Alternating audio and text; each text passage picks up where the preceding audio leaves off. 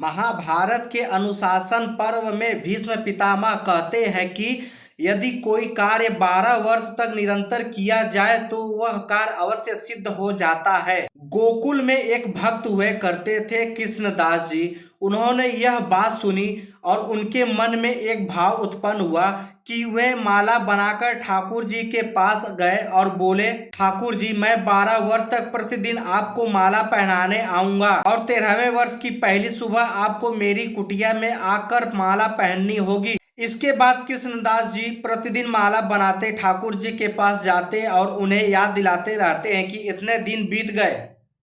समय बीतता गया, 12वें वर्ष का अंतिम दिन आ गया। उन्होंने ठाकुर जी से कहा, ठाकुर जी, कल आपकी बारी है, यदि आप नहीं आए तो मैं कभी आपके पास नहीं आऊंगा। उन्होंने भोग की तैयारी की और पूरी रात सेवा में लगे रहे। सुबह हुई और कृष्णदास जी प्रतीक्षा करने लगे, अब आएंगे, लेकिन शाम हो गई, ठाकुर जी नहीं आए। उनके मन में क्रोध आ गया। उन्होंने सारा 56 भोग अपने पोटली में बांधा और बोले, कोई कृष्ण नहीं है, यह तो केवल पत्थर की मूर्ति है।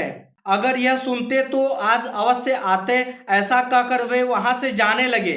तभी सामने से गायों का एक बड़ा झुंड आया और एक बालक बोला, बाबा रुको, अभी मत आओ, गायें आ रही हैं। कृष्णदास जी रुक गए। बालक बोला, आपके झोले से बहुत अच्छी सुगंध आ रही है, लगता है आपने भोजन नहीं किया। गायें चली जाएं तो फिर बैठकर भोजन कर लेना। कृष्णदास जी बोले, मुझे नहीं खाना। बालक ने पूछा, क्यों बाबा? वे बोले, एक दिन कहा था मेरे पास आना है, लेकिन वह नहीं आए। बालक बोला, बाबा इतना क्रोध क्यों? मुझे भी भूख लगी है, आप मुझे ही खिला दीजिए। कृष्णदास जी बोले, ठीक है, तुम खा लो। बालक बोला, मेरे हाथ गंदे हैं, मैं कैसे खाऊं? आप अपने हाथों से मुझे खिला दीजिए।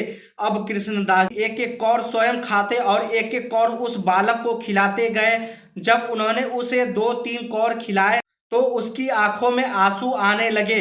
कृष्णदास जी ने पूछा, तुम रो क्यों रहे हो? बालक बोला, बाबा आज आपने मुझे माला नहीं पहनाई और न ही मुझे अपने हृदय से लगाया। आज सुबह से मैं उसी स्नेह की प्रतीक्षा कर रहा था। भक्तों ने मुझे बहुत भोग लगाया, लेकिन मैंने किसी के हाथ से भोग नहीं खाया। मुझे तो अपने कृष्णदास के हाथों से ही भोजन करना था।